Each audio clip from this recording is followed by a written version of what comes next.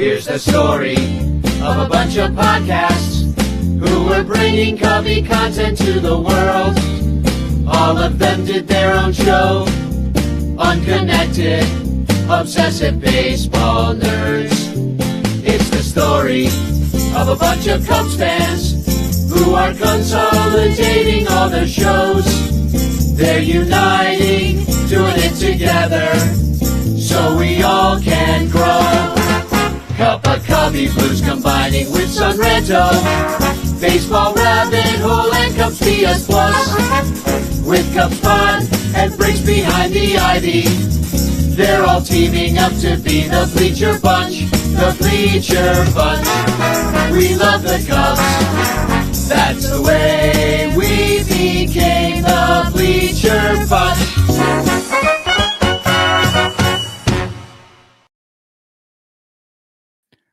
Hey everybody, welcome to the Bleacher Bunch. And I know you're all like looking and you're like, oh my God, it's just one giant screen of Cotton's head. What did we do to deserve this? Well, you did nothing. I'm just waiting for Jeff to show up. And look, it's 8. Let's just get this show on the road, right? And he's going to be here very shortly. He's just putting his daughter to sleep. We'll get him in here and we'll be ready to go. But until then, I figured may as well just start the show and I'll vamp here for a little bit. So welcome to the Bleacher Bunch on the Fans First Sports Network. This show is brought to you by all of our Patreon supporters. And if you are not a Patreon supporter, please go to patreon.bleacherbunch.com and sign up. It's only $1. You get this show. You get a Cup of Cubby Blue. You get Baseball Rabbit Hole, Cubs PS Plus, Bricks Behind the Ivy, Cubs Pod. Every single day we give you a recap of the game that you, in a different way that you can't get anywhere else. And I mean, it's just great. You should want to give us some money for bringing this all to you all the time. You also get access into the Discord where we have like the best baseball talk that I've seen on the social media interwebs in, well, forever, anytime. But beyond the Patreon subscribers who support us, we want to especially thank Blake Beard and his wonderful tickets. If you're looking for tickets, hit Blake Beard up. And Rogue Wave Creative for all your creative needs. So then we also have Matt Kammerer's paintings. You see, I've got this one, right here, and then I've got another one right here. You can go to his Etsy shop called Permanent Paintings and pick those up. And of course, In the Clutch t-shirts who support us with some of our prizes and things like that. Oh, and I see everybody is going chants in the chat. You know what? We might do that if I can figure it out. We might not. I'm so I'm sorry. I was doing other things trying to get the show ready, and I totally spaced that I had to get that thing into the show. So we'll see. David Elliott, whose birthday was, well, his birthday party was last Sunday. I was at South Bend, Indiana at the game. He got his Bleacher Bum Band opening day poster. There are only a few of those left. If you want one, let me find the picture here and I'll show you what it looks like. Yeah, if you want one of these, you'll need to go to you'll need to go to Permanent Paintings out on Etsy and get this. So those are great. And I think we might be getting possibly some t-shirts or something with that as well, which I hope so, because I think those are great. But yeah, so happy birthday to David and congrats on getting your poster.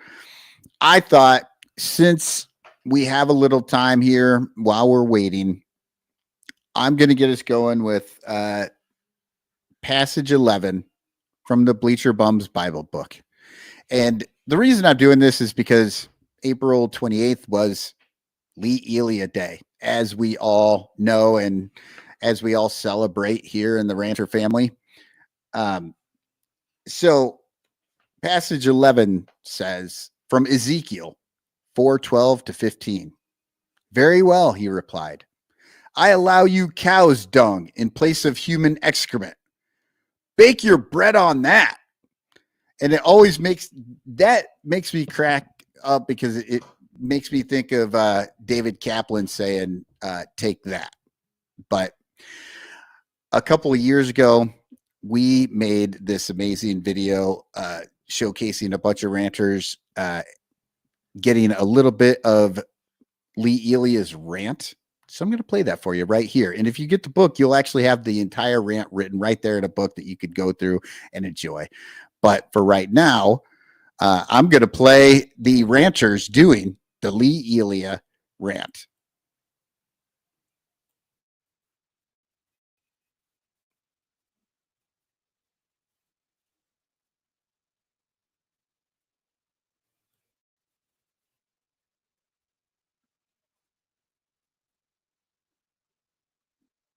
Shit just to stuff it up and 3,000 fucking people that show up.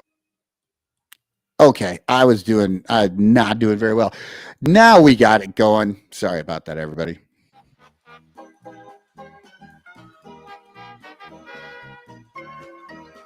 I'll tell you one fucking thing. I hope we get fucking hotter than shit just to stuff it up and 3,000 fucking people that show up every fucking day. Because if they're the real Chicago fucking fans, they can kiss my fucking ass right downtown and print it.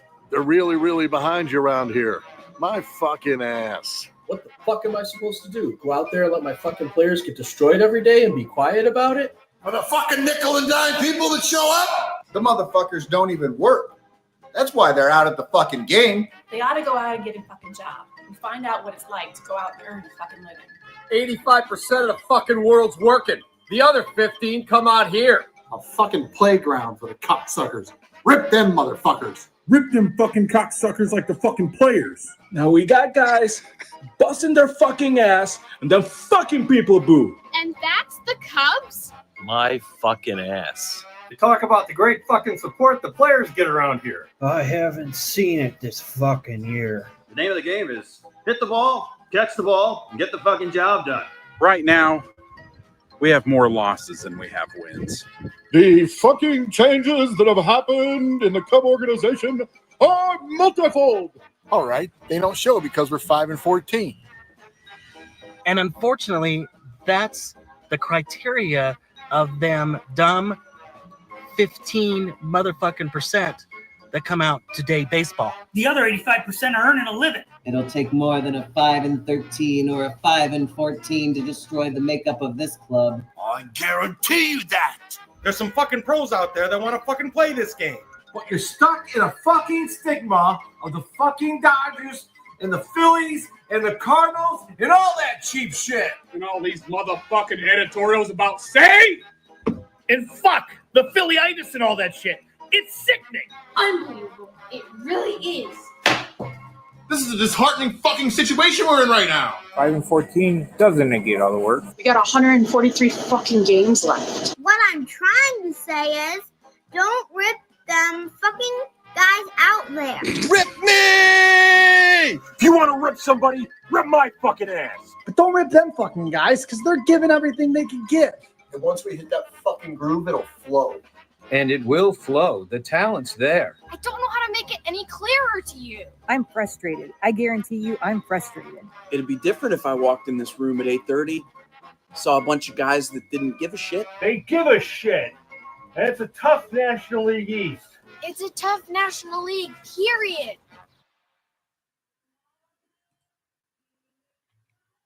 Oh my God. I love that. So many faces from years past, rancher friends that have come and gone.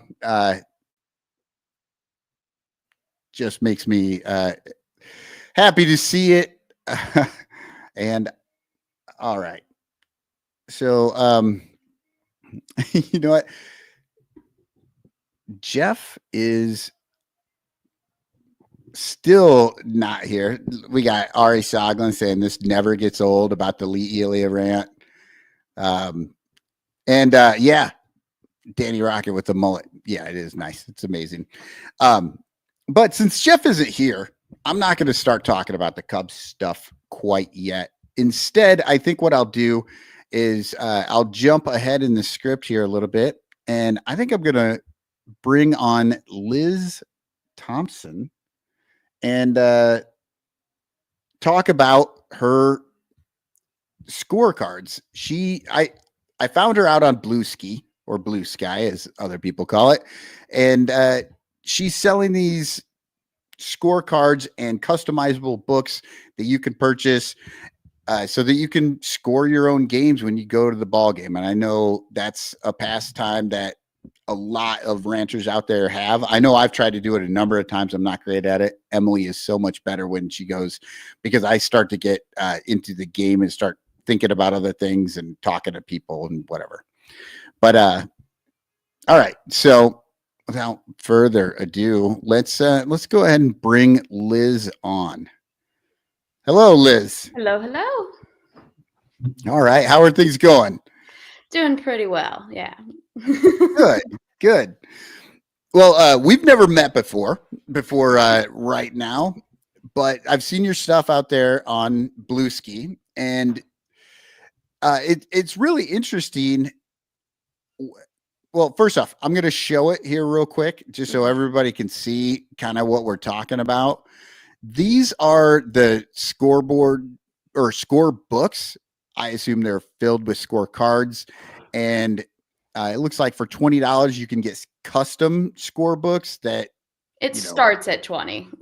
Yeah, and then you design it, and then you can get there's 25 for I can't read those numbers because I'm old, but but then you can get 25, 50, 100.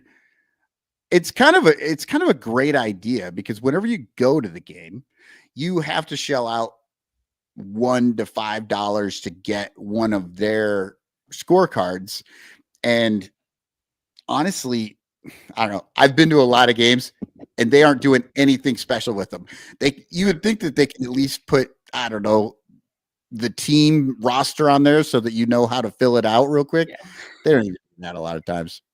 Yeah, I would say Orioles, I don't even think sell them anymore. And if they do, it's only in the team store. Like, they don't have people on the concourse at Orioles games.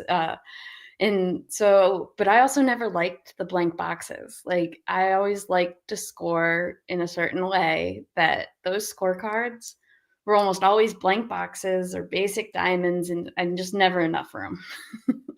Okay. Well, that's interesting, because I was actually going to ask you about that, because everybody seems to have sort of their own way of scoring. Obviously, you're scoring games when you go. So what is it that's different that you like to do and that you have in your scorecards? So for me, it really started because the book that I liked the most was also for rec leagues. And so it had space for like 12, 13 batters, and it had a whole bunch of stuff that I didn't need, and it was on the larger size. And so I was like, okay, I can just make my own. And so it's one of the ones where I like having the little selections of like single, double, or everything. I am ADD and being able to just quickly do it and not have to decode my own writing or anything. That definitely makes a difference. But I wanted one that wasn't going to have like 3 extra batting slots. And so I've been using InDesign since high school, and I just went, okay, I'll make my own. Oh, that's cool. Now, when I see that it's customizable, like, how is that? Like, if I gave you a picture or something, how would you use something? It's kind of whatever, whatever works for your scoring style. I do offer a bunch of different ways, and I would work with you to figure out like what you want and to make sure it fits in whatever size you want. Of course, there's obviously limitations in the smaller books and the larger. But I want somebody, like, if they like my design, but they want the blank box, I can do that. You know, and there's people that are out there that just want the blank box. It's just, for me, I need the little field, and I need to be able to like quickly select what the play was. Right. No, well, and honestly, I could see the benefit of having both. And like you say, you get to choose if you want just the blank boxes, or you want something like what you're saying, where you can just do a quick notch, you can just mark it real quick. It's a single, it's a double, or whatever, right? Mhm. No, that's Yeah, cool. and so I will say, like, one thing with what I've been doing is the standard book that I've been selling. I just sold my last one that wasn't intentionally a business. I printed mine. I got mine printed, and then I posted it on Twitter, and people were like, "Where can I get one?" Oh yeah. Yeah, and honestly, I had already started working on a newer design. And so I just kept working on that design, and then things kind of changed in the last few months, and I was like, let me just go for it.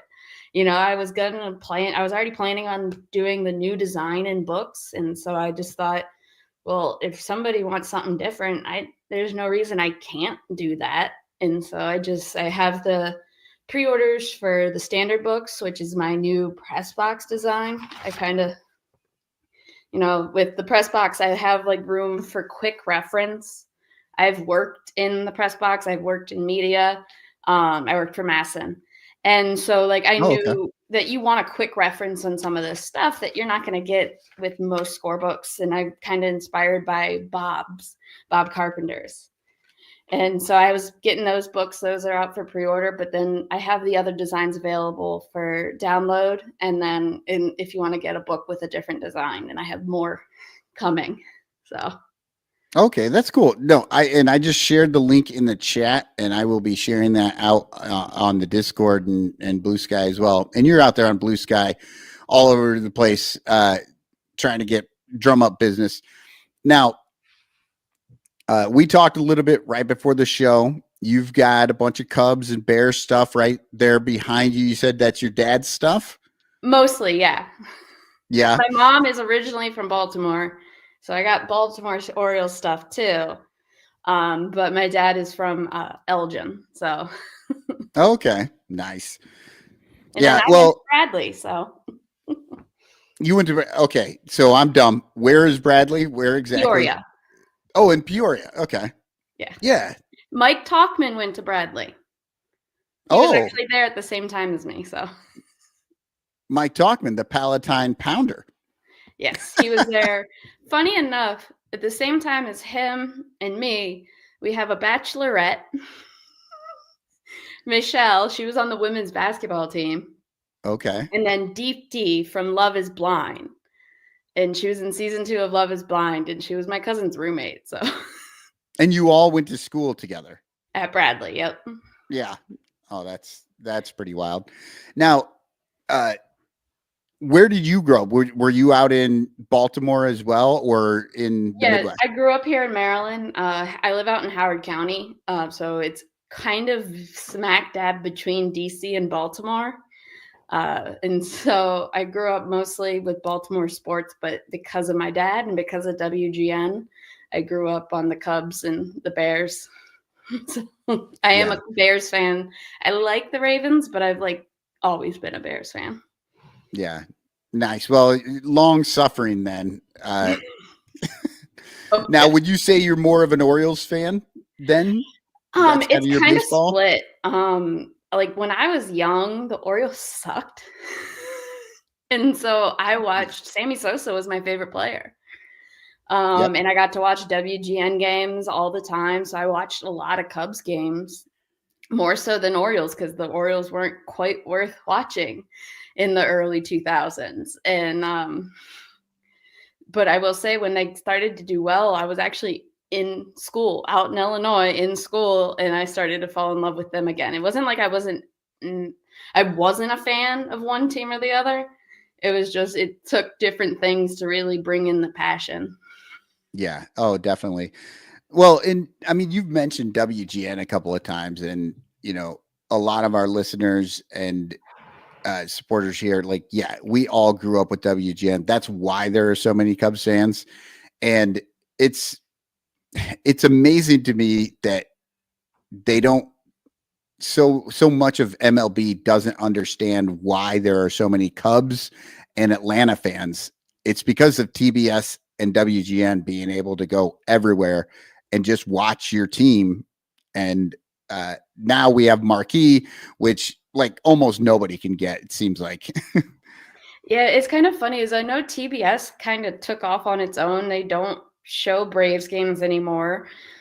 They do like one a week for MLB, but then WGN apparently went off the air a couple years ago, or WGN America, you know, so we don't even get that out here anymore.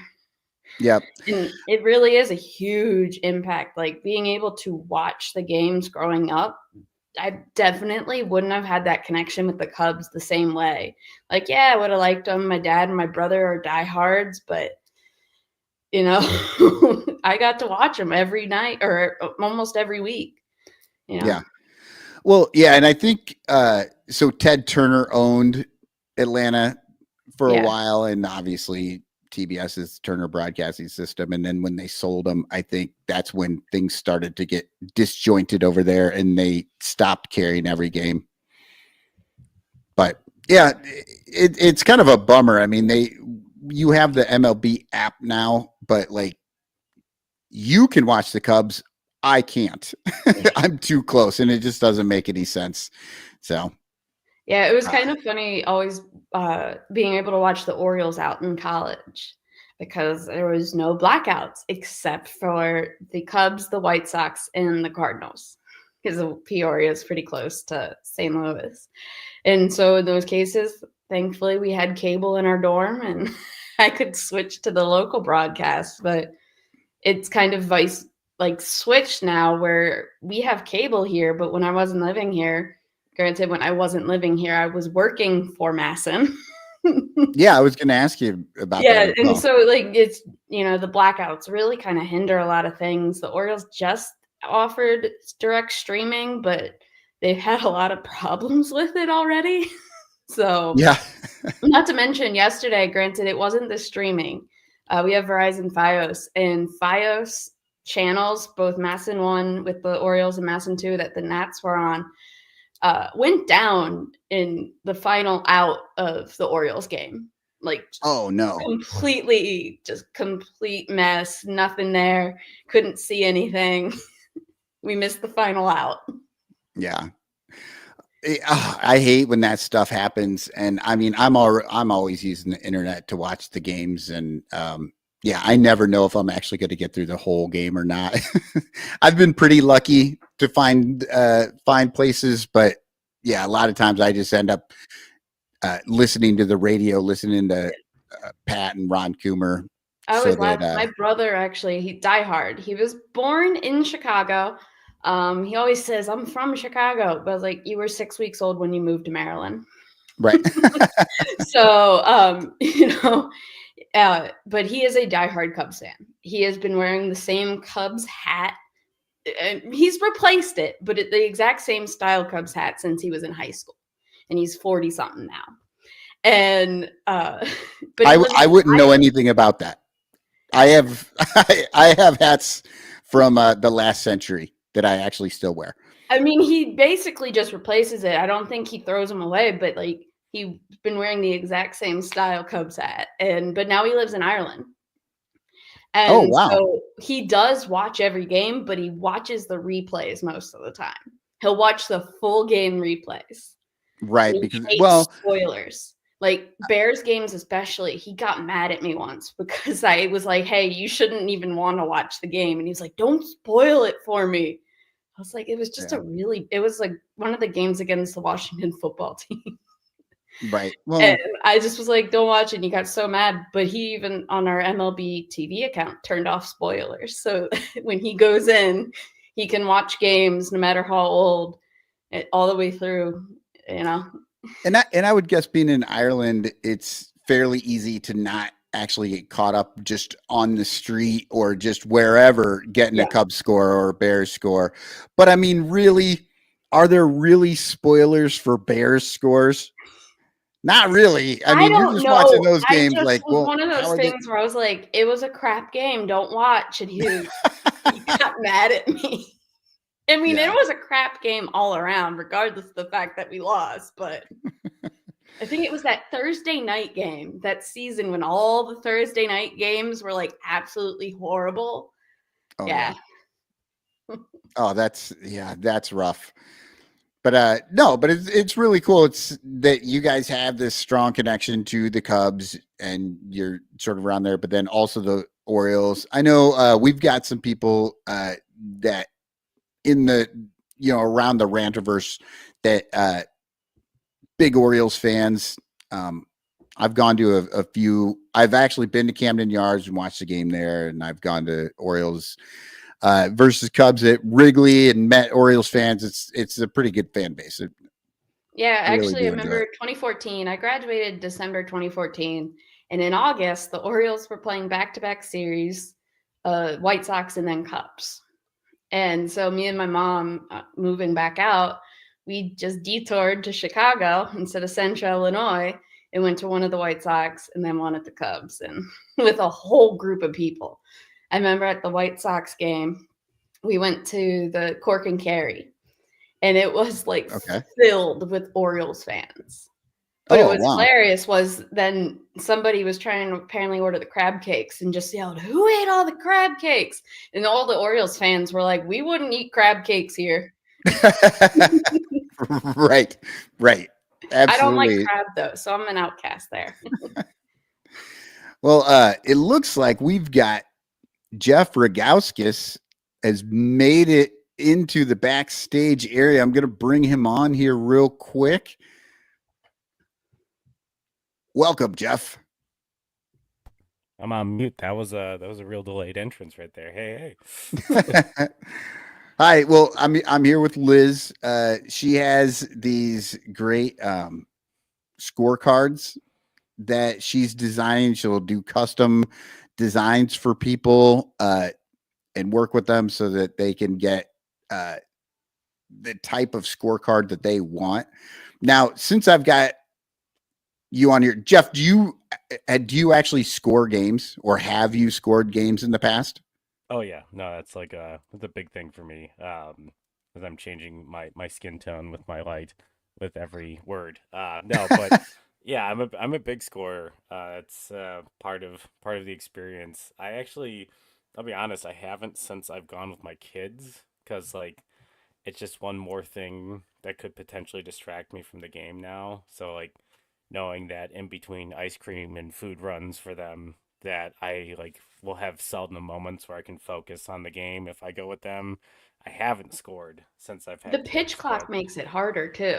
Yeah, I almost never leave my seat because I'm gonna miss something. Exactly. I'm one of those people that when I sit down at a ball game, it's not my intent to get up again until the last, unless it's for something in the game, I'm standing in front of my chair, but I won't leave my seat. I won't go tour a ballpark. I won't. That's just how I consume the game. I don't want to miss anything. And growing up, in the South suburbs of Chicago, and Cub tickets have never been cheap, so it was always an event when I went there. So I didn't want to feel like I missed something really special by just wandering around and overpaying hot dogs and such. Yeah. Well, I mean, that actually makes a lot of sense. Like what you're saying, it's harder to do, and especially when you have kids. But Liz's scorecards, some of her scorecards that she has, actually takes that into account, because she's got some of that stuff already listed, so you can just mark it. You don't have to write,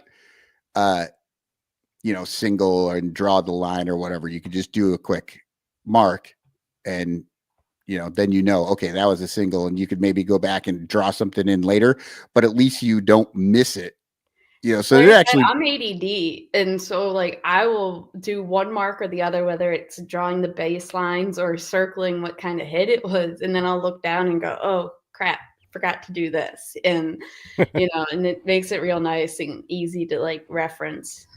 But I also do a lot more. I will mark trajectory. So if I kind of want to know where the ball went when they get a hit, and I also mark other things. So it's you can put as little or as much as you want in it. I just kind of like all the details, and having applied to be an official scorer, I kind of try and want to keep up with as much as possible. Yeah. Oh, we're losing Jeff now.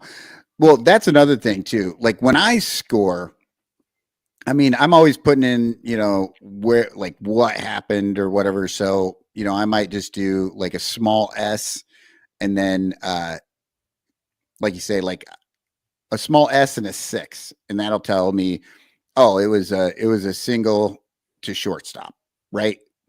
Things like that, but everybody kind of has their own style, like you were saying. I know, Pat, Pat has talked about it, and I don't know, they talk about it on the TV a lot too, where if there's a specifically somebody dives or something, they might put a little star on it so that they remember it was a really nice play there. Do you have anything like that? Either one of you? There's been a few outfield catches in my book that I like. Most of them have been Cedric Mullins catches, but it's like I just put the little star on the out and be like, because that was one I want to remember. Yeah. Now, do you keep all of yours? I 100% do the same thing. I try to. Pat Hughes says it. But because I have a book, all of the ones I have scored since I got my book made are just in here. Yeah, that's nice, and it's a nice little way to go back and remember the games and things that you've been to. What was even funny is I have my old one from when I was an intern at the Orioles, and this was spring training. There was a rain delay, and the game that they were playing, I was like, Mother's Day, Oakland Athletics. Oh, I was in the press box for that, and I went and I found my scorebook, and I was like, I found the full scorebook of a game that they were replaying on TV that I was actually in the press box for. And so it was kind of cool to be able to like pull that out and know that I was there, not just at the ballpark, but in the press box. Yeah. Now, okay. So what was it that you were doing for Masson? Like you've talked about it, like you talked about you've applied to be the official scorer. That's a super hard job to get. But what were you doing when you were working for Masson? So I've also worked for the team. So I was usher in 2015. But then in 2016, I got to be a part of their career introductory program. So kind of like an internship. And we did stuff all over the ballpark. We ran Kids Corner every game. So like half of our group was always at Kids Corner. Then we did other things like worked with the Bird, press box, what they used to call Orioles Reach.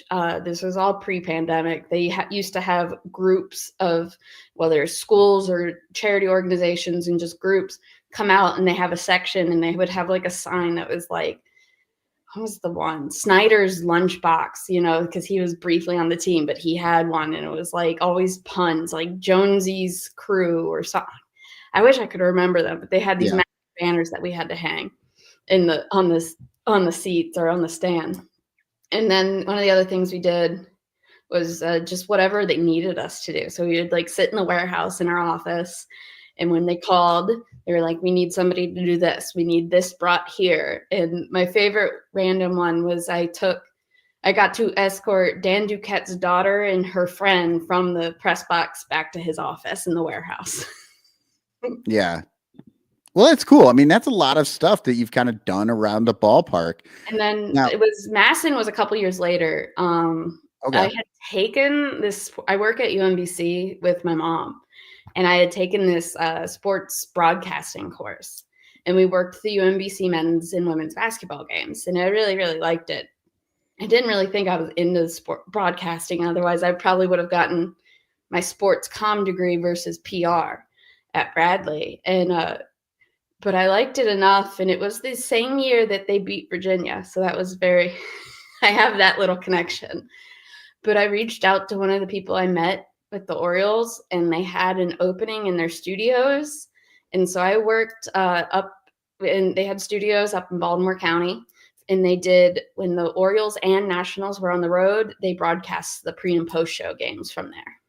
And so I was mostly camera or floor directing, but I also occasionally got to log games, which is basically scoring, but you're like marking the video so that the editors can easily grab clips. Oh, yeah. I mean, you would not be surprised. There's a lot of podcasts out there that'll do that if they're more professional than I am, where they mark time so that they can go back and actually change some things. I can't do that. But okay, so you worked with the team in the ballpark and you've worked with Masson and UNBC, like as a baseball fan, did you enjoy being in the ballpark doing things? Because I imagine you can't really watch the game when you're there doing that.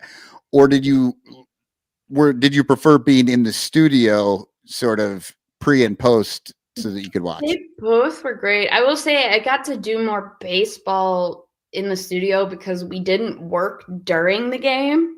So I would get to talk baseball with with some of the producers, with Rick Dempsey, and the hosts. Ray Knight was also there, but I have issues with him. So, but he was still a wealth of information. Like he once sat me down and we got to talk about lineup construction because he was a manager at one point, and he just taught me about lineup construction. So I did like that, but at the ballpark, you got to have the experience. Like, even though there were times where I wish I could have seen the game, because there was one time I was in the pitching cage in kids' corner, no view of a TV. And then all of a sudden, and I had just gotten back from the TV truck because we got to visit the TV truck on slow days. And I hear, Manny. And I text my mom who's at the game and I go, fight, ? And she goes, yeah. I can hear it. I just could not see it. Oh, that's a bummer.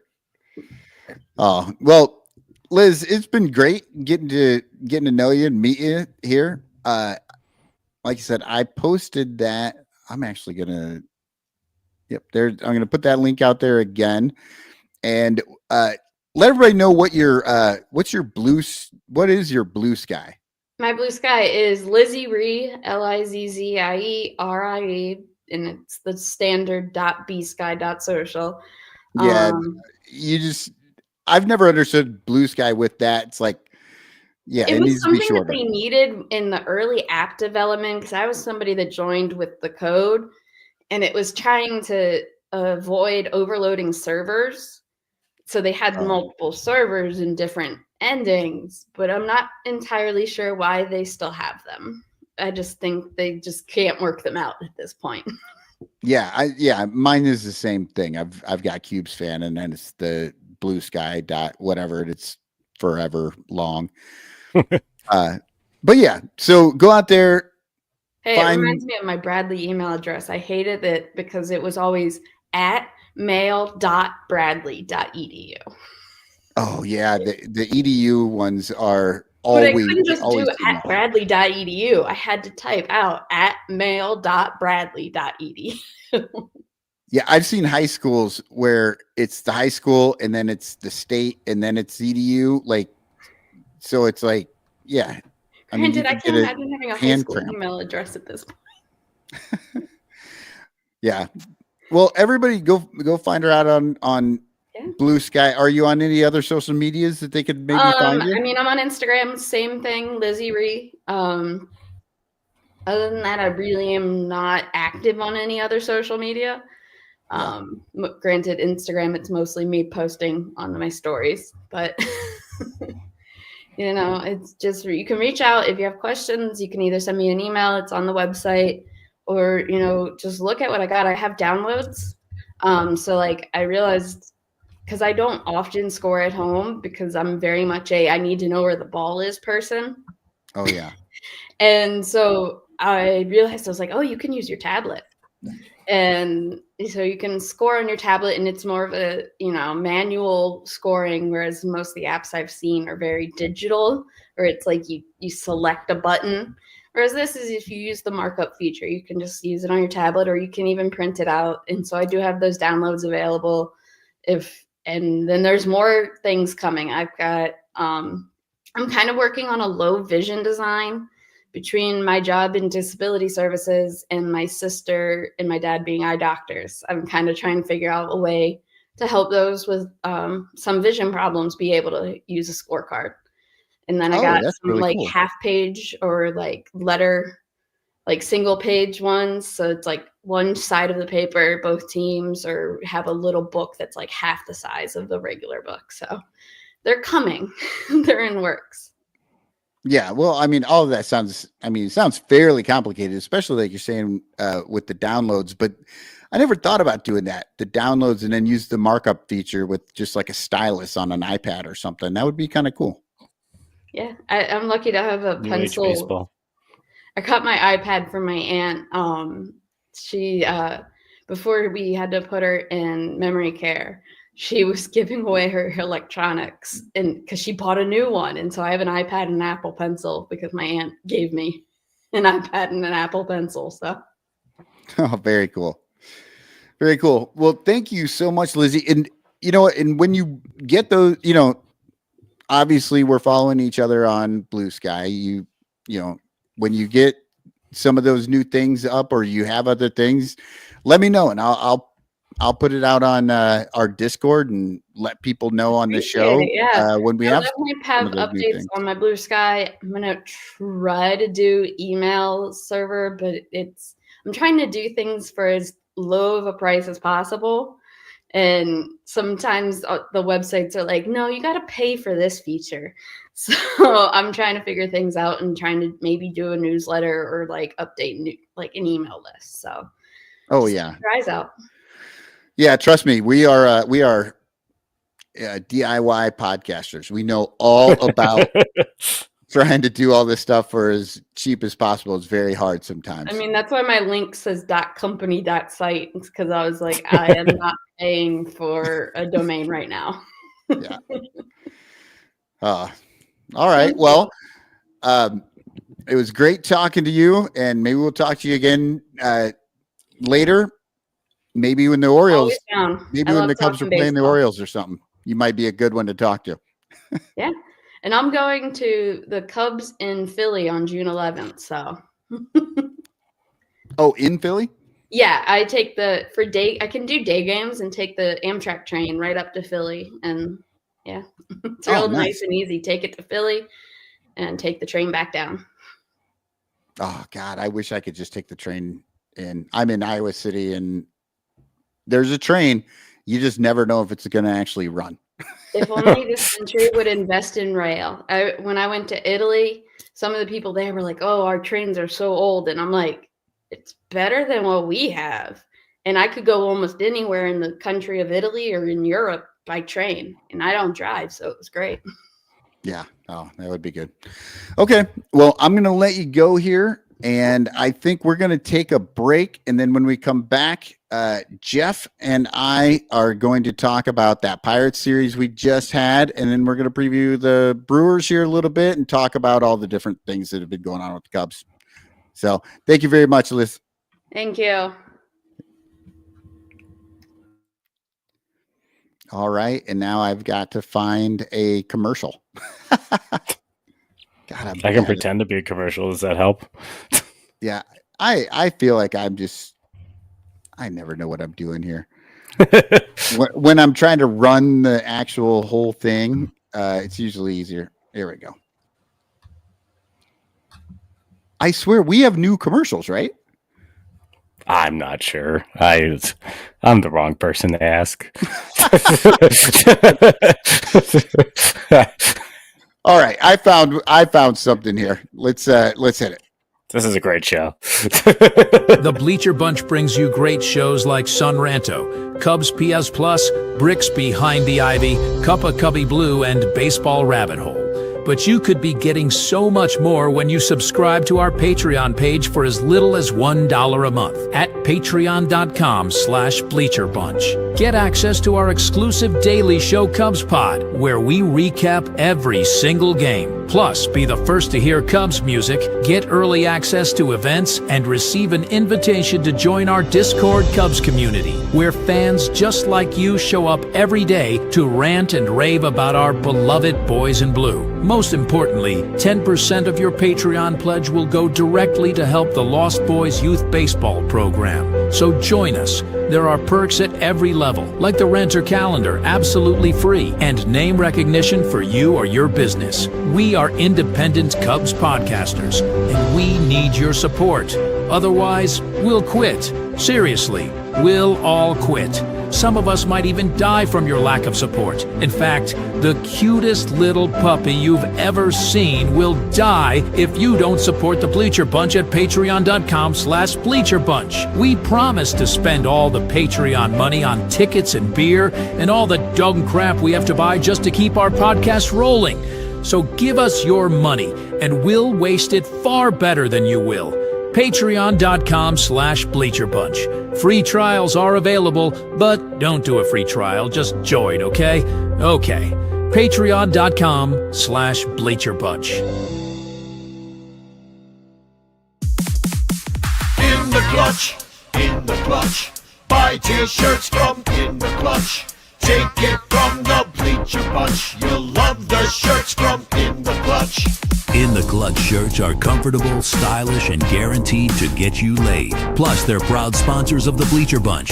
Use promo code BleacherBunch for 10% off your purchase. Nice to feel and soft to touch. That's why you will get laid so much.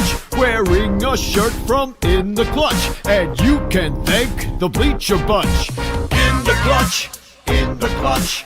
Buy t-shirts from In the Clutch. Remember the code Bleacher Bunch. Save 10% at In the Clutch. In the Clutch. In the Clutch. In the Clutch shirts actually not really guaranteed to get you laid. All right, we are back. I have to get one of those shirts. Apparently, I can get laid if I get a shirt. That's That's been a long time Sunranto thing. If you get a Sunranto shirt, guaranteed to get you laid, and except for it's not guaranteed, you have to read. Yeah, I should probably let my wife know before I buy the shirt. You're not allowed to wear it out of the house. No. Well, it's good seeing you, Jeff. I was a little bit nervous without you. That's why I just went ahead and pulled Liz in early. But you missed the Lee Elia rant. And you could watch it later. It's amazing. But yeah, the 28th was Lee Elia Day. And a while back, we did a thing where we had a whole bunch of different people just do one line from the Lee Elia rant. And you forget how long that thing is. Like, it's like 3 minutes of just straight cussing. Yeah, it does blow my mind, just like, in theory, like the quick turnaround right into 1984, where they were a really solid club. But yeah, that's man. I feel like that if this year's team would have started that way, would there have been maybe a Sunranto rant that would have sounded like the Lelia about Jed Hoyer if we started this gauntlet of a month that we just survived 6-17, and we all been pissed and with our pitchforks outside of Wrigley Field waiting for some sort of change to happen in order to kick this team back into gear and act like a large market club. Who knows? I'm going to live in that world. To be fair, I've gone on rants like that on games we've won. There was just something in the game that just drove me nuts. I would just lose it anyway. But there's not a lot to be super upset about right now. The Cubs just took their first interdivisional series 2-1 against the Pirates. Looked pretty good. Do you get a chance to watch these games? I got to watch a lot of today's.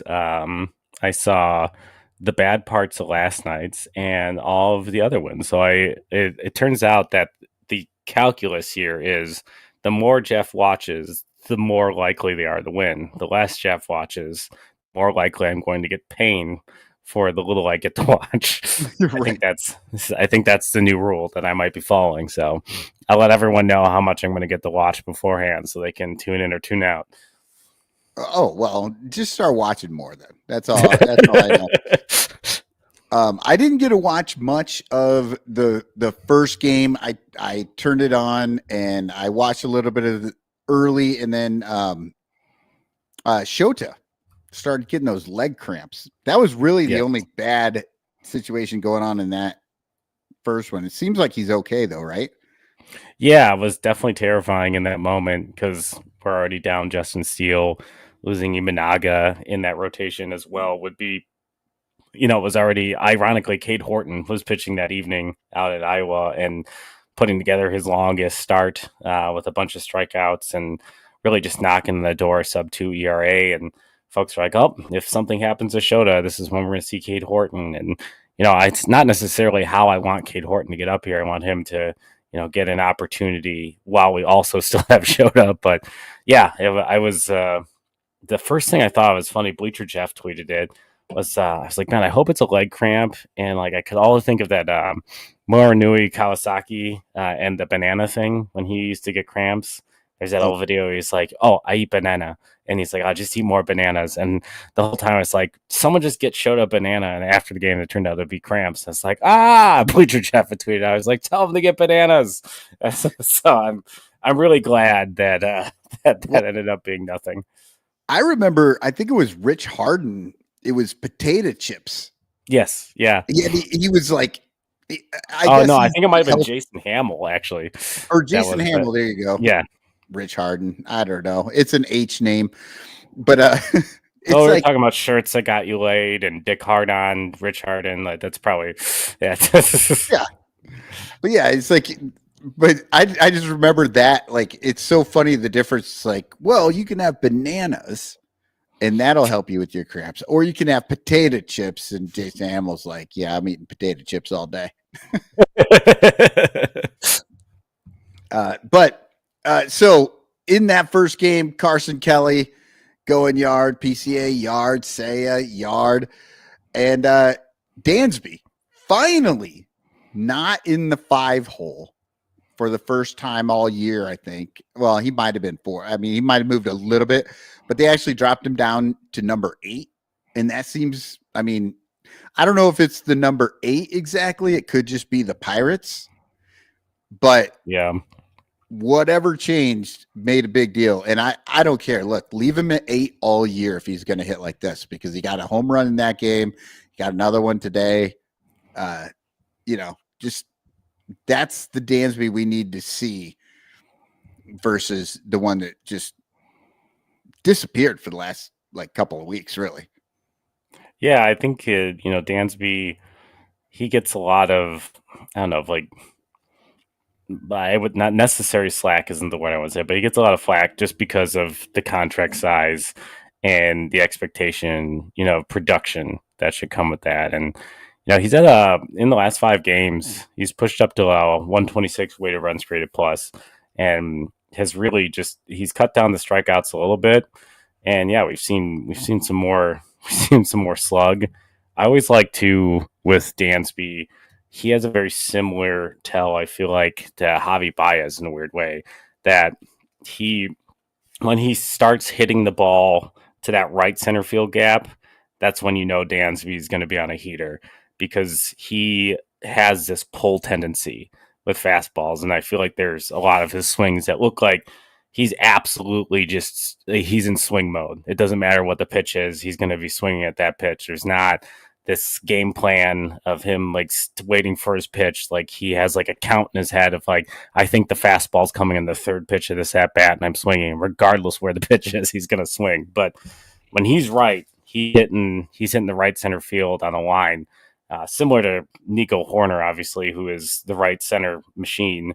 Anytime there's a man on, he's going to hit a ground ball between first and second base and advance the runner like clockwork. But yeah, it's nice to see Dansby hitting the other way, and then he hit the other way today and got that home run. Maybe a little bit of win aided, but still counts. Still on the scoreboard. Everybody gets to win. Yeah, exactly. So I always love that when people are like, "Oh, the Wrigley basket!" They get so many home runs because of Wrigley basket. I'm like, both teams play there.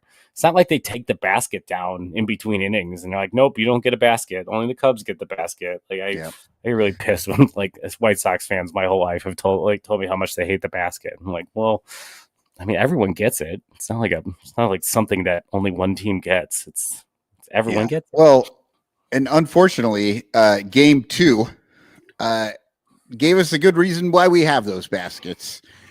Sadly, late in that game, but yeah, the Cubs lost this game.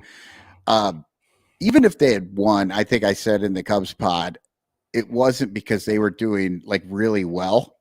It was just that one inning when they got a couple of guys on, but then Borucki had he had 2 wild pitches that scored runs, and then they had an error, or it was a hit, sure, a hit, but looked like an error to me, in that inning. And the Cubs took the lead 3-2 at that point, and you're like, oh, well, I hope they win, and you're pulling for them. But even if they had won, if they had won 3-2, it was really because the Pirates just kind of fell apart in that inning. But then Andrew McCutchen scores. He hits that double, scores 2 runs. Double. Yeah, well, yeah. And then Dansby, Mallory Pugh impersonation of kicking that ball in the right center.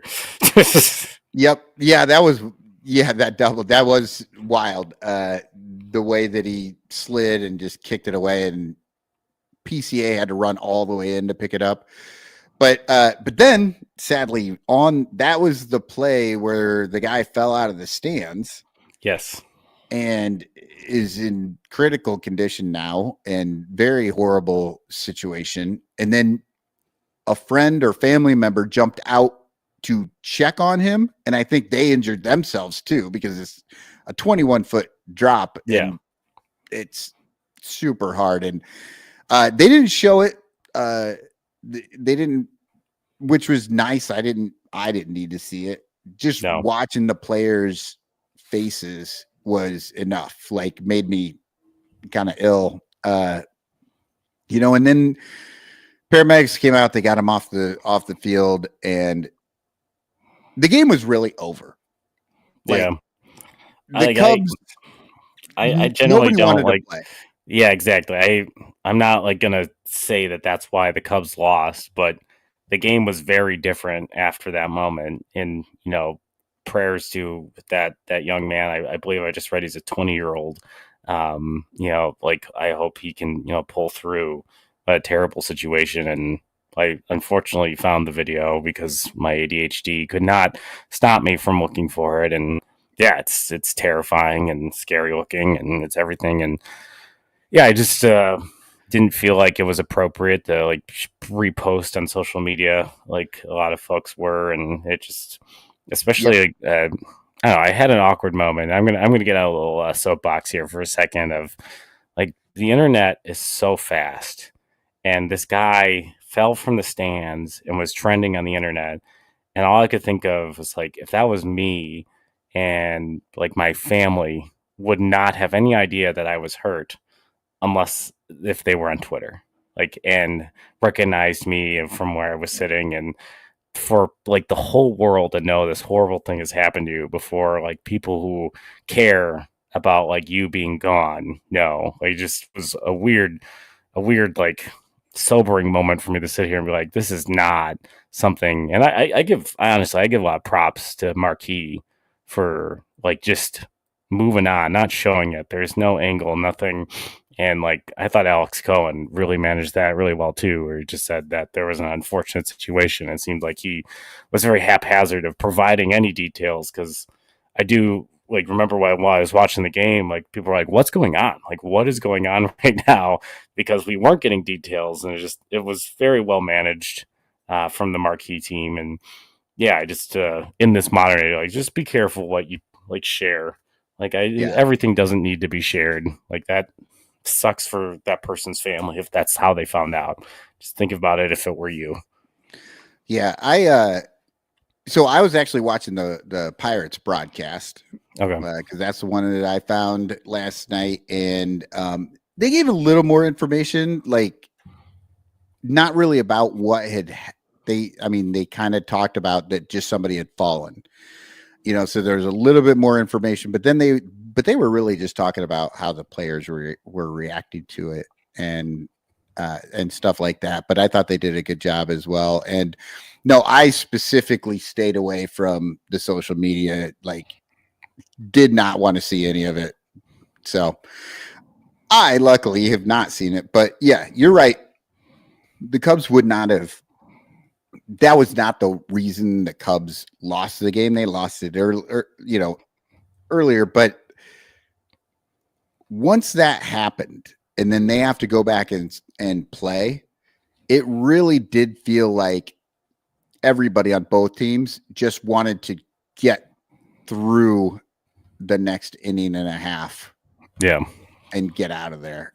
So, but we started this with the baskets, like you were talking about the baskets. And I mean, honestly, that's why we have baskets at Wrigley, because people can fall over like that and you can get caught. Now, you can get screwed up in those baskets. I've seen people who have fallen into the basket and they did not do great. Like you can get your arm through there and get cut up, and you can't get injured, but at least you don't fall the 20 some feet onto the warning track. So look, I'll take baskets all day long. In any ballpark, if you're going to keep people from falling over like that. So, and I always worry about that, especially in the upper decks. Yes. Every ballpark I've ever been to, whenever I'm in the upper decks, I get a little nervous.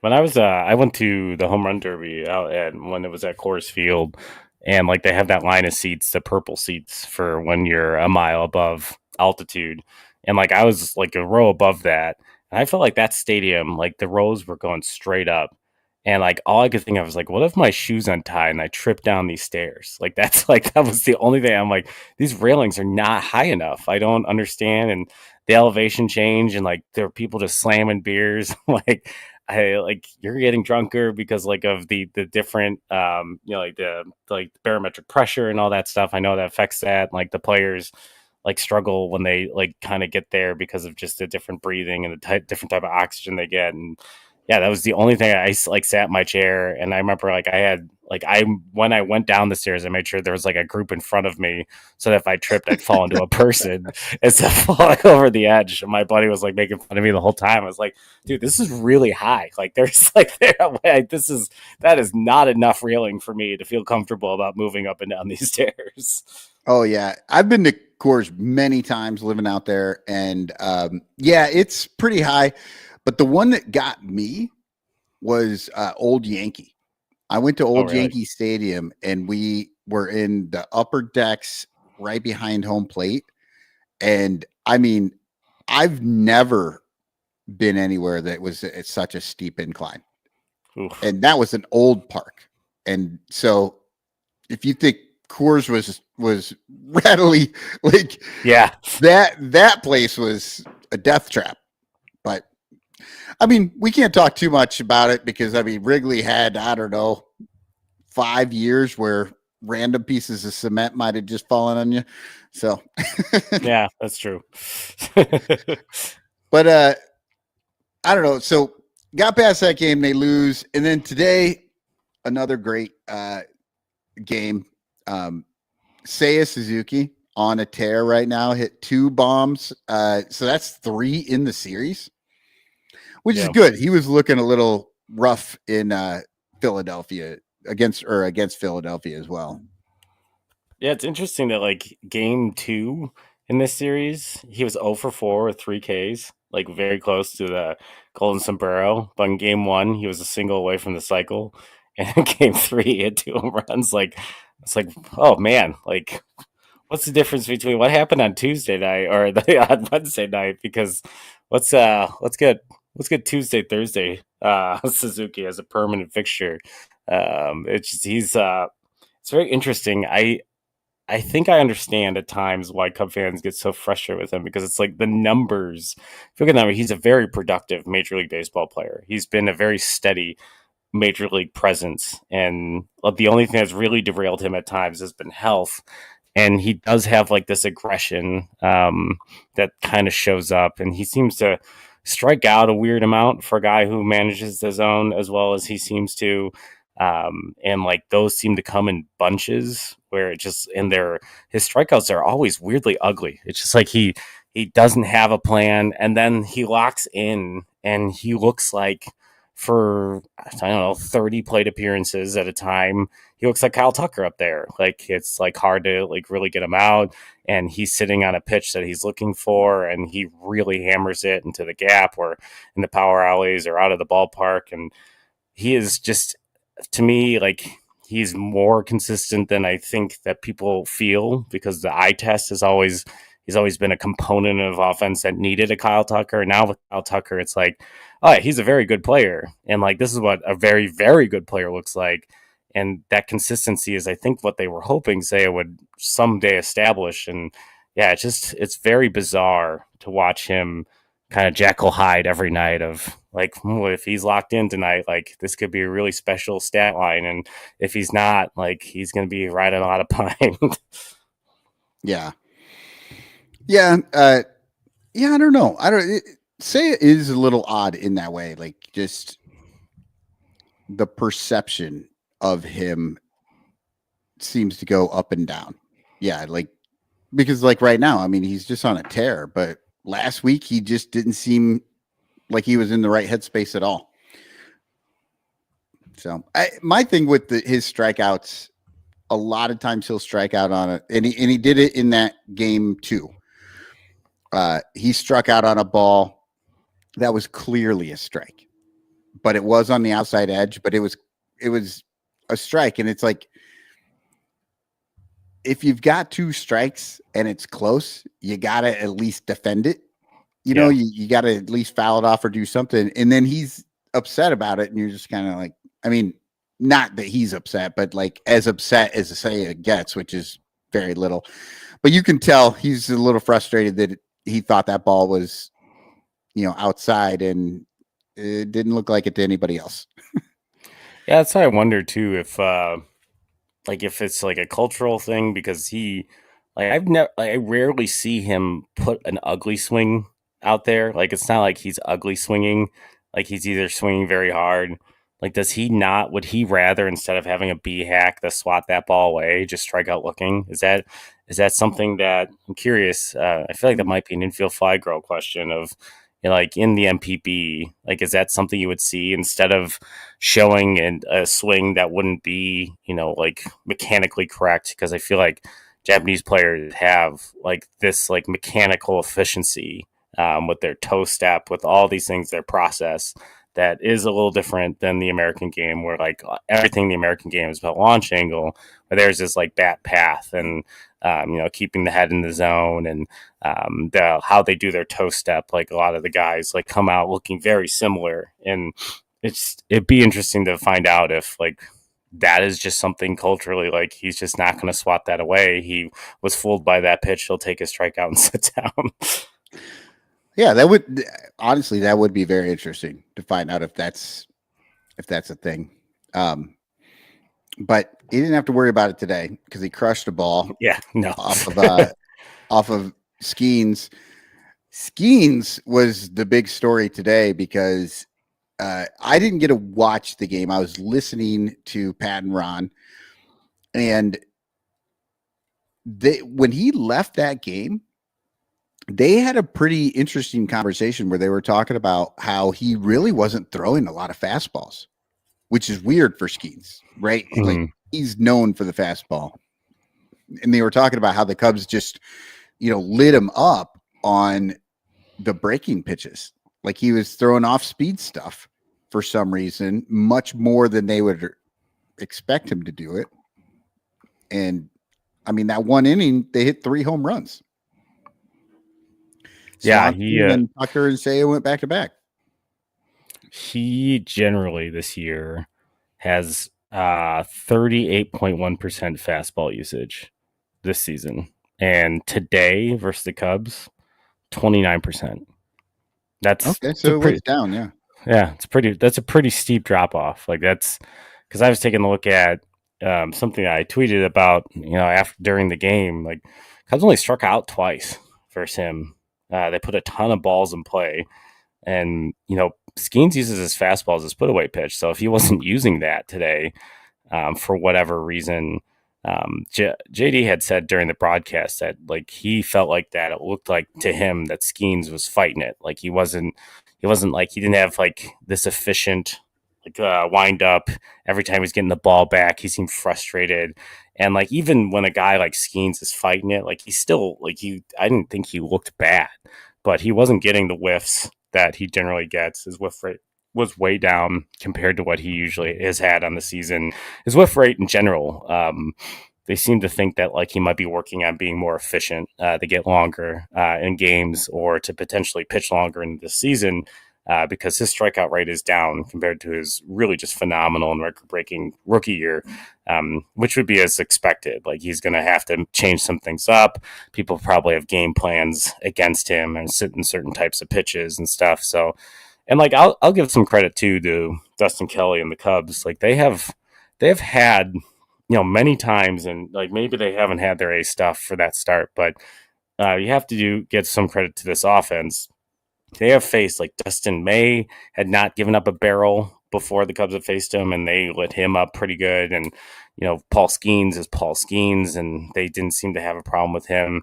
Like they mentally will come into games a lot better than what we had seen the last 2 years. And I don't know if that is a process, if this is just a swagger because they're rolling a little bit, but they don't feel out of games, and it doesn't. JD was talking about this today too on the broadcast, where like you can come into today and go, oh, it's Paul Skeens, and like basically mentally have already put yourself on the charter flight to Milwaukee.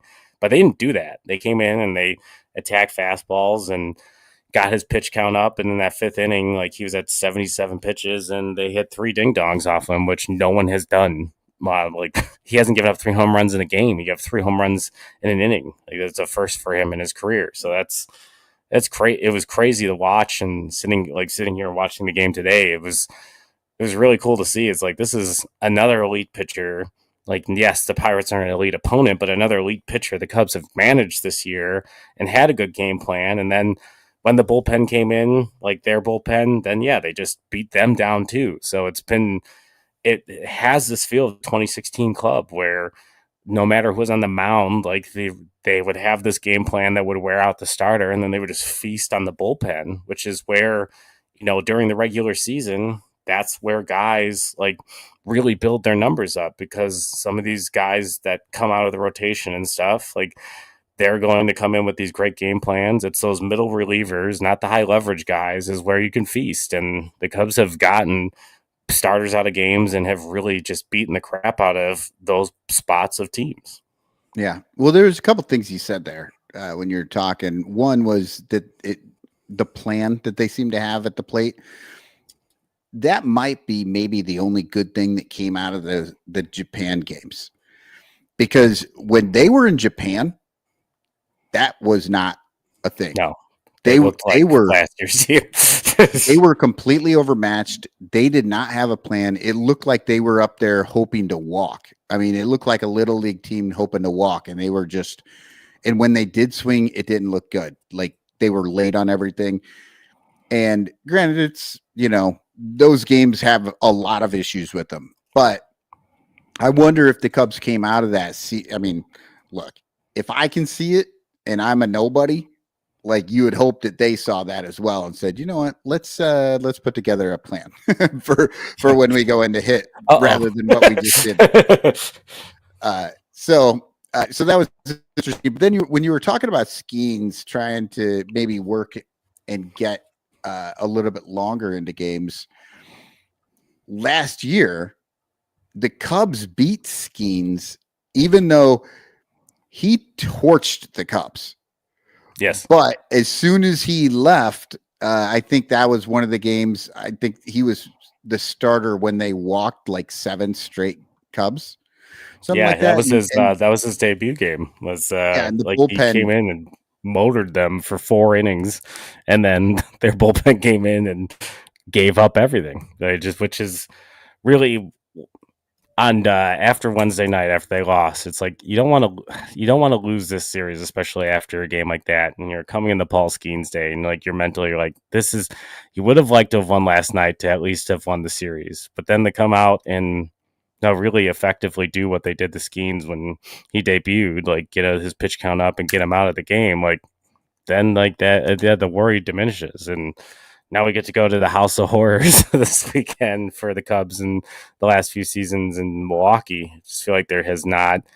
This to me is a weird bar to measure very early in the season of have we like changed enough to beat a team that seems to have had this team's number since like 2019. Yeah. Yeah. No, a perfect transition into the upcoming games. We've got Milwaukee, Chicago's going. The Cubs are, I mean, they're already there, but yeah, they're in Milwaukee getting ready to play up there at AmFam.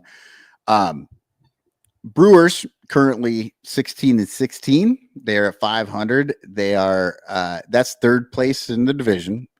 Cubs first, Reds second, and I think they're 1 game back. And the Brewers, I think, are 3 games back. But then the Brewers, Cardinals, and then the Pirates are bringing up the rear, of course. Kind of surprising, little bit, for it being May 1st, and the Cubs are not necessarily that they're in first place, right? But with the record that they have, a little bit surprising, because even we all knew going into it is going to be a tough month because of all the teams that they had to play in the West the entire time. But even now, like, you can get through this and they could be 17-13 and you could just go, oh, right, but those teams weren't as good as we thought they were. Well, that's not the case. They are just as good as we thought they were. And the Cubs have had a really good month, and surprisingly really good month. Now, my only issue is that last year we also had a very good April, and things went sideways, but we don't have a lot of we don't have the same types of injuries in the lineup this year, and the lineup is holding pretty strong. And now that they're moving Dansby down, and maybe he's finding a spot for himself a little bit lower in the order, I don't see them really faltering. But the Brewers are 9-4 at home, and they are 7-12 on the road. So Brewers at home, much better team than when they're on the road. But Cubs are 10-6 on the road. So Cubs are actually just as good, not better, but yeah, they're just as good. I think I'm sorry, I guess I just didn't write down the road, their home record, 17-12, 10-6. So they're 7-6 at home. So the Cubs are kind of the opposite. They're almost 500 team at home, and they're 10-6. That's what, 666 or something like that. So it'll be interesting to see the Cubs' good road team go up against the Brewers' good home team. We're going to see Five Finger Brown go up against Priester in the first game. We got Tyone versus the Buick Quintana, and then Imanaga versus Peralta on that getaway day. If Imanaga makes that start, I'm still a little like, do they maybe give him a day off? It doesn't feel like this rotation can afford an Imanaga day off, but maybe it would be better to, back him up a day or so if they think he needs a little bit more time because of the leg cramps and stuff like that. What do you think? Yeah, I think we'll probably know more maybe in the next 24 hours, and that when his bullpens are and such. Like, they seem pretty confident that night of, but yeah, if it's still barking, I'm sure that, given it being May, abundance of caution, he's not going to go out there if he's feeling anything. Like, that's I think every Cub fan would rather him skip the start now instead of hurting himself just to be out there for a May 4th game. Happy Star Wars Day for against the Brewers. You must much rather have him healthy and firing on all cylinders ending September and being ready for October. Yeah, especially with as good as he's gotten the season started. You don't want to derail that at all. No. Speaking of derailments, Assad goes to the 60-day IL, and I'm assuming they did that because they needed to call up Chris Flexen and they needed a spot on their 40-man. and did they call up Chris Flexen, or did they just put him on the 40-man? I believe they put him on the 40-man. He has. Well, no, I know that they did weird- that. That's 100% because they had to do Oh, that. Or yeah, I May believe- 1st I think- is going to leave, but I didn't know if thought they they- actually called him to Chicago yet. I was gonna say I thought they called him. That's what I thought too. But of Yeah, course, I yeah, was they very called him wrong. up to for some pitching depth. Yeah, I guess like I'm curious, especially with him. Like, will they be more like Ben Brown has not looked great at points. I'm not sure, depending on how he gets through a lineup, if he might be a 2-time through the lineup, and whenever the hell that happens is when he's done. And then you put a guy like Flexen in to eat some innings. And also, like, Craig Counsell mentioned this, and something that I really hadn't contemplated. The Cubs have had a luxury of extra off days this month, believe it or not, because of their trip to Japan. They have tried to kind of ease them in, and the Cubs are going to be playing a lot more with less off days. So we're going to be entering like as part of the year where 5-man rotations actually mean something because there are no off days. Like usage of guys in the bullpen is going to mean a little bit more. Like Porter Hodge, Jim DeShays had pointed out, has not gone back to back this season yet. So like there things like that, we're gonna learn some more about even the guys in the circle of trust as we move forward, because yeah, this is going to be a different type of challenge. Yes, the competition won't necessarily be as tough as April was, but the schedule's tougher because there will be less breaks. Right. Yeah. And so, yeah, and that's an interesting part of the season that we're in. Like you said, we're getting into this. We've had a lot of off days. The Cubs have been able to weather losing Steele and some of these other things. What I've learned in this first month, and it was something that I think I felt last year as well, this is a good bunch of ball players. Like, they're good enough to win. The difference that I'm seeing this year, and I'm hoping I'm seeing, is are they going to get the support of the management that in the sense that like they're being used properly, and other than like third base and then this stupid Justin Turner left-hand pitching garbage that they're doing. I mean, there are still those things out there that bug me. Yeah. Right. But it doesn't seem to be quite as egregious as last year. And now they have moved Dansby down a little bit in the order, which I'm assuming they had only not done that because he's a veteran and, they didn't want to, like, I don't know, bug him. Sometimes I don't know like why they're making some of these decisions, but this team has shown early on they can play through some of those things. The Turner and Swanson like hole that they had in a few of those games. So that's good. I don't know. I'm getting more positive. Like I think this is a good team.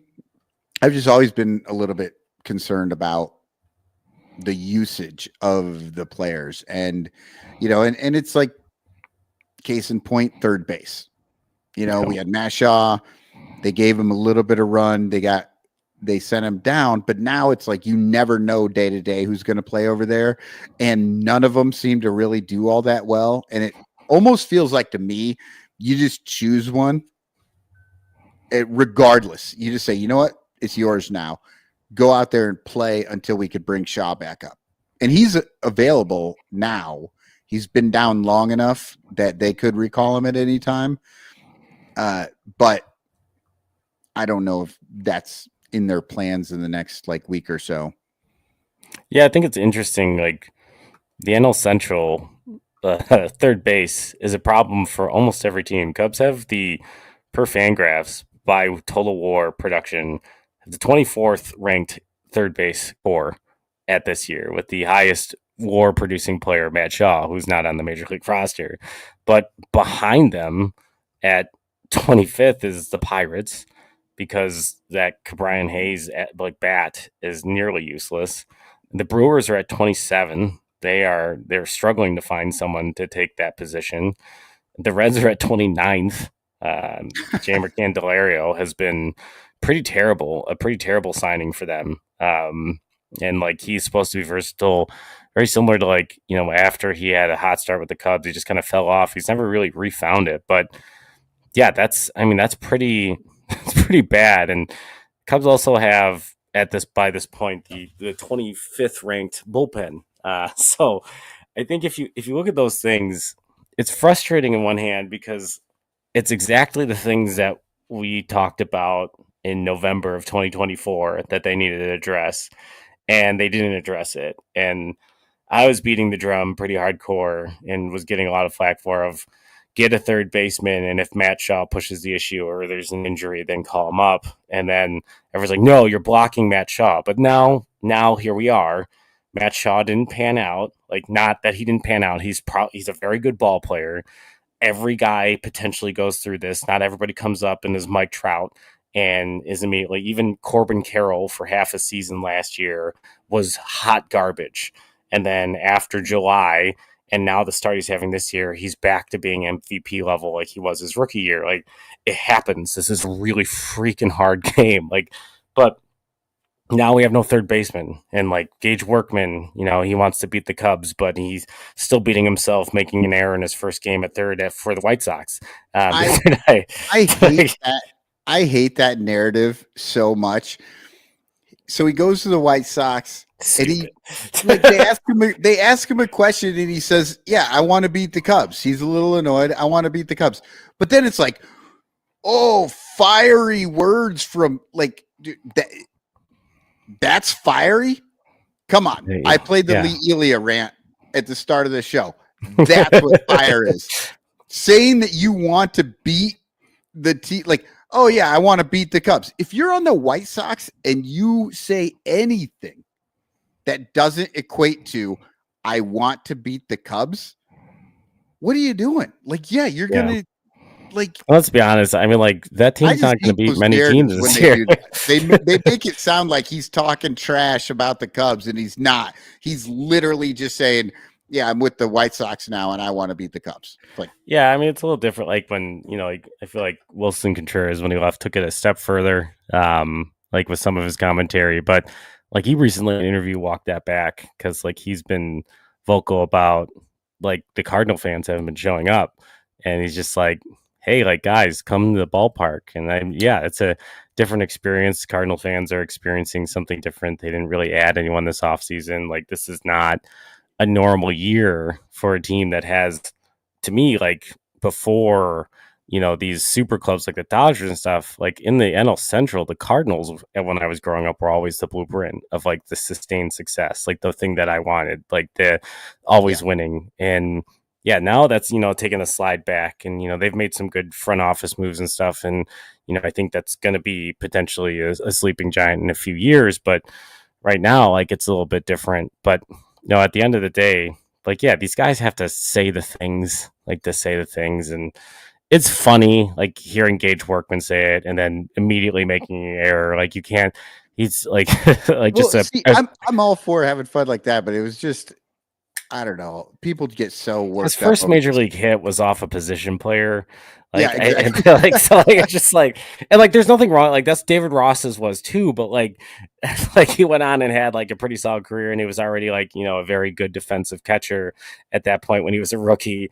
And Gage Workman was supposed to be a very solid defensive third baseman. And yeah, I don't know if he just took his at bats, to the field. And, obviously, like, there's also this, it's not really at the Spinal Tap drummer level yet, but like there was like this job to take, and maybe he put too much pressure on himself of like trying to do these flashy things, like win that job over there when we just needed him to like just feel the ball. Like, that's all we, like, the bar is so low. and it's ironic to me how it's kind of moved across the field. It's like first base for the Cubs was this black hole since Rizzo. And like third base has never really, really been like grabbed by the horns by anyone since maybe Aramis Ramirez. Like I would argue that it's been that long since the Cubs have had a really solid third baseman. But like now, like first base is steadied, and I keep reading some Cub pundits are like, move Michael Busch to third base. And it's like, no, he's established himself as a very good defensive first baseman, which to me was critical of the 2016 team is the greatest by metrics defensive team in the history of baseball. And that's why they won as many games as they did and won the World Series. And to me, like when you get a guy like Anthony Rizzo got the platinum glove. Yeah, who could really pick it and was an emotional leader. Like that brings a lot of comfort to the guys that have to be athletic in the middle of the field. Like that's, and to me, it's the same thing. You got guys like Dansby and Nico who are like really fun to watch in the middle of the field. Like they are comfortable making a crappier throw to first base because they know Michael Busch can pick it. Like, and I don't want to mess with that. That's not where I want to start playing games. Like just to put a guy who, you know, like I always think of Moneyball with Brad Pitt. Where it's like tell him how easy first base he is. He's like it's very difficult. It's like let's bring Ballesteros up just to bring him up after never playing an inning of first base in his life, and just because we really want his bat. I'm like, no, there's so many components to winning a baseball game. Like he better hit a home run every at bat and hit major league pitching immediately, unlike Matt Shaw. If he's going to juggle the ball at first base every game, like you're going to get pissed off about something else. Like don't shake things like that. Doesn't happen in the middle of a season. It just doesn't. Yeah. Well, and the thing that always drives me insane when people act like first base isn't a defensive position, like a super hard defensive position. Every ball goes to first. Like they're in more plays than any other fielder, except for obviously the battery, you know, the pitcher catcher, then it's first base. Like, so you're going to put you're just going to put random people at first base when you're going to throw at them possibly 27 different times during the game and get these outs. Like you can't do that. That's just I always like to ridiculous. equate it to beer league softball. Like you're not putting the guy who's afraid of the ball and can't catch at first base, because like it's so seldom these guys are hitting the ball on the ground. You need to get the easy outs. Like you can't have little Timmy who's never caught a ball before and is terrified of the ball standing at first base and going like this. Like every time it comes at him, like it's an important position, important enough that you put someone over there who can catch the damn ball. Like that's like they have to field the position. It is a difficult position. There's a lot of footwork. There's not a lot of time to think, and like it's a lot of instinctual after practice. And Michael Busch has turned himself from a good first baseman towards the end of last year to potentially like one of the better defensive first basemen with a really nice offensive profile. Like cool, cost controlled, locked down, like right in the lineup card every damn day, even versus lefties. Sorry, Justin Turner. Like that is just one thing in my brain on a team that doesn't have many of these like surefire write them in situations in the past. Like let it be, just let it be, let him be there. Yeah. I mean, Michael Busch is doing everything he needs to do it first to be. He's there at a big league level. Like boom, like you said, leave him there. The bat, he's hitting like 270 right now or something like that. 270, 280, and then they're gonna pull him for the guy hitting 159. Like it's insane how big a deal they think the handedness is, and I don't know. I don't understand it. I say you play the best player, even if it's not the greatest like matchup handed wise. Yeah, I think, you know, I think Justin Turner, we're reaching, a lot of folks talk about this, especially with veterans. We're reaching that point in the season where you sit him down maybe mid-May and you're like, look, it's not working. Like it's not. And like we've seen the bat speed decrease. He's not a young man. Like good for him, like keeping it together all the way through 40 years old in the major league level, like as velocity has upticked every year.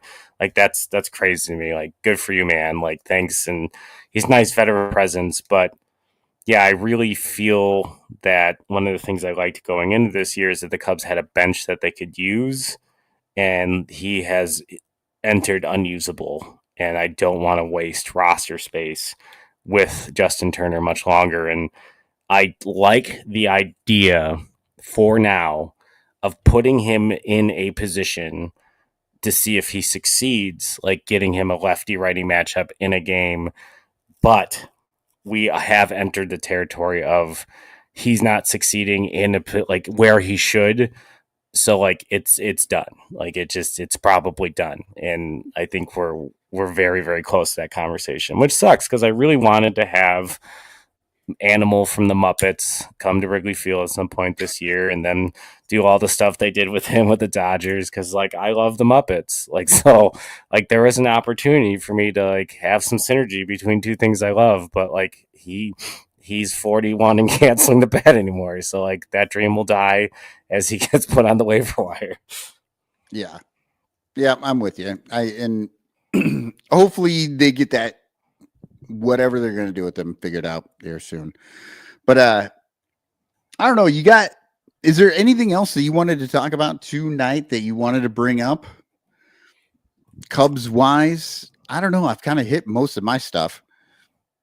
Yeah, nothing that like this weekend we're doing like a month in review, like grades for Bricks Behind the Ivy. So I've got a bunch of other things I'm going to say, but like I have a whole nother show for that. So we'll just we'll leave the teaser for that there. Well, and speaking of your show, you just talked to a guy about MLB The Show. Yes. Right. Yeah. Nice plug. Yeah. I actually recorded that a few weeks ago, and if you haven't been following my socials, I got laid off 2 months ago from my full-time job and started a brand new job on Monday this week. So with the Cubs late game on Sunday and me having to be an adult again on Monday, there just wasn't an opportunity to put out a Bricks Behind the Ivy. So I had this one like in the chamber for like when I got busy. So this one has been sitting around. But perfect. Yeah, I'm a big video game guy, big sports video game guy, and really like the thing that got me in the video games was baseball video games. Like it started with Ken Griffey Jr. presents Major League Baseball on Super Nintendo and has been, high heat baseball and triple play and MVP. And then MLB The Show when I was in college. Like I remember the first time playing that game with like a guy down the hall who's like now one of my best friends, and just being blown away how like realistic and customizable this game was. And there's like this huge robust like community that like used to make like custom like music and like players. Like they used to like make the full minors on their own, and now they hired that guy from this community and he makes all the minor league rosters for MLB The Show now. So like when you pick up MLB The Show, it's not just a major league team. Like you've got at AAA and AA currently like fully like a lot of them face scan, believe it or not, like top prospects, all that. So like when you play a franchise, like you've got everyone you'd ever want to play with. And yeah, they just if you're interested in learning about the game, that's Ant Ortiz. He's a YouTube content creator for MLB The Show and has talked to the company that makes the game about different things that they should improve and stuff. So he's got a really interesting perspective on the game. And like we talked about the things that we liked and things we didn't like about this year's game. And yeah, there's some cool stuff in there too about just kind of the Cubs perspective of, and if you love Boog Sciambi, like I know Cub fans do, he's the play-by-play guy and MLB The Show. So you can get hours and hours more of Boog Sciambi. I was actually just going to say, Eli loves MLB The Show. Okay. And so whenever he comes home from college, it's like all summer, I'll come upstairs, I'll walk by his door and he's playing that damn game. And it's like, sure, it's a great game, but I just keep hearing Boog coming out of this room. And I'm just like, come on, guy. Jesus, this drives me. We talk about that a little bit on the episode too. Like I said, like, I said on two sides. Cause like, I didn't hate Boog. Like he's grown on me.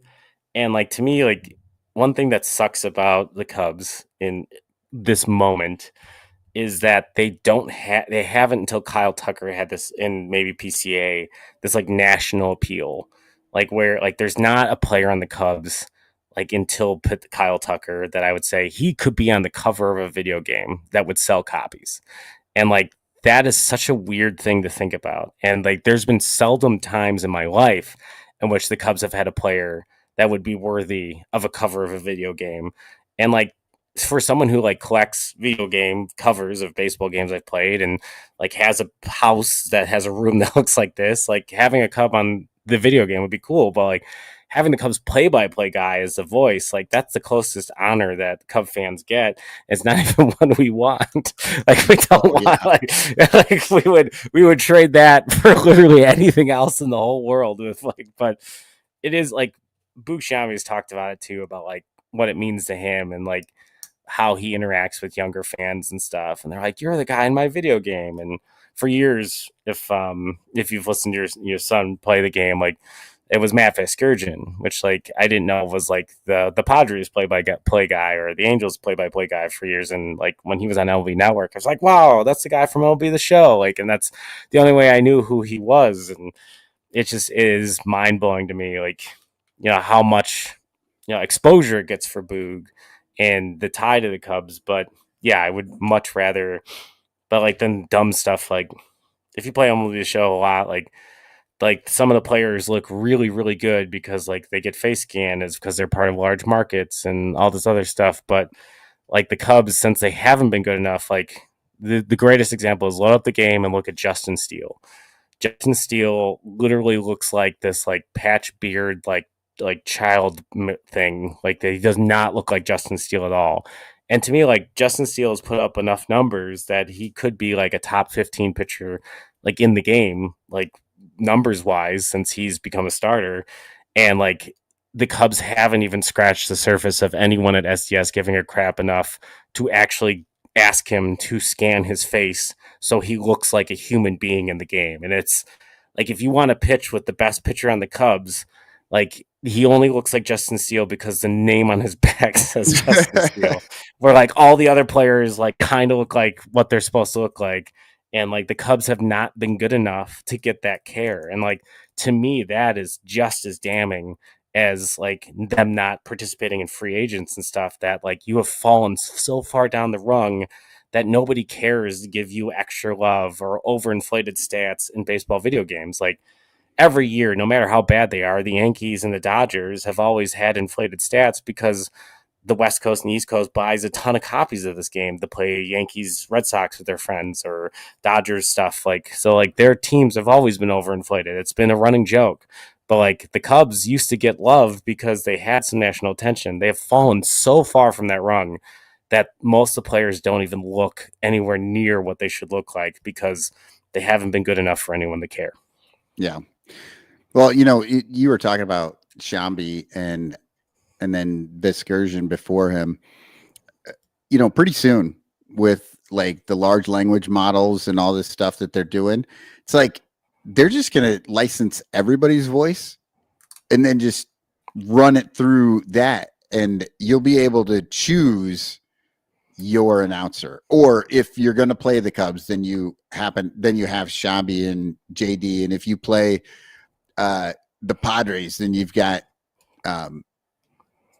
oh shoot, what's his name, son? Well, you got the other guy from Chicago too, the bald guy that Al Cohen.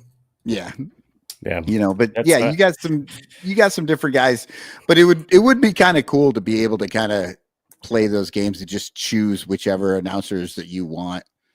Like some of the sports games, like NBA 2K is a great example of that. Not to like get too down the weeds, but like they have a regional broadcast team. Like they're the first, like, so if you play a game on the East Coast, there's an East Coast team. If you play a game in this Midwest, there's a Midwest team. And then there's a West Coast team. And then when you get to the playoffs, there's this fourth national team. Like, so there's like, there are a bunch of, and then like when you play an exhibition game, you can pick who you want to call your game. And that's, like, that's exactly, like that's awesome. Like that's, but like yeah, MLB The Show is made by, believe it or not, like it's made by a very small studio inside of Sony. So they have Sony resources, but like they're not passed down. So like that's another like weird dynamic of like MLB The Show is that they made this behemoth of a game that was marketed during the PS3 era of like this like hyper realistic graphics and stuff like that. Like they really pushed it, and it's been like the same team for like 20 years now, but they haven't really let them like grow. It's the same people. It's the same small group. And people are like, why isn't this game advancing? It's like, well, they only let them have 20 engineers, like no matter what the budget is, because like they just keep seeing the revenue go up because of people buying this game. Like, why add more engineers and bite into that, which is, you know, as American as it gets. Yeah, they just have to, you know, keep swimming to stay with, you know, they're swimming against the current. They got to keep using everybody just to stay where they're at versus adding people to get a little bit further down that stream. And all these sports leagues have made their licensing so expensive that there is only one game for every league now. So there is no incentive of competition of like, we're going to be crappier than that other. Like I used to buy 5 baseball games a year. There's one now. It's MLB The Show, or you don't have a baseball game. And for years, it was you have a PlayStation and have a baseball game, or you don't have a baseball game, because it was exclusive to PlayStation until like 4 years ago. Like it's just, that's mind blowing to me. It's such a missed opportunity for Major League Baseball, like to like completely exclude an entire council of kids a baseball game. Like that's, well, I mean, it's not that surprising. They exclude 1/3 of the entire league from Iowa. Yeah, so I was gonna say it's right in there. So we don't want kids playing our games. We don't want adults watching them in Iowa. Exactly. Which is ridiculous because they know there's nothing to do here. Like, let us watch some damn baseball. But build it and they will come, right? Like it's the birthplace of that. Okay. Well, I'm going to wrap it up right here. I have a All You Need Is Cubs to send us on our way. And so sorry everybody about Chance tonight. I honestly, I thought I'd be more prepared, as I always do. I was not, but Danny's coming back soon. Just let us be. Exactly. All right. Well, it was great talking to you, Jeff, and to all the ranchers, Spagog. Cubs, Cubs, Cubs. Cubs, Cubs, Cubs. Cubs, Cubs, Cubs.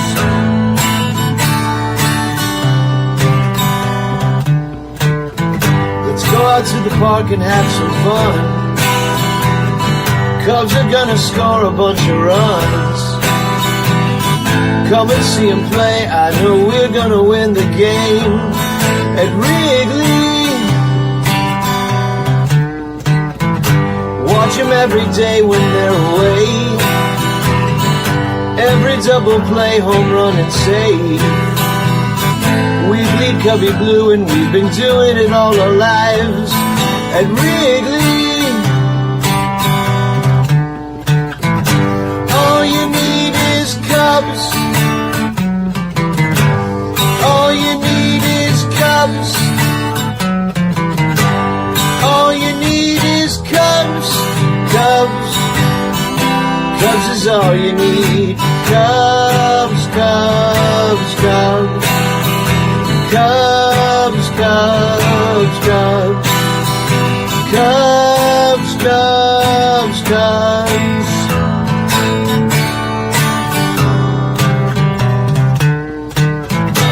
All you need is Cubs. All you need is Cubs. All you need is Cubs. Cubs. Cubs is all you need. Cubs, Cubs, Cubs. Cubs, Cubs, Cubs. Cubs, Cubs, Cubs.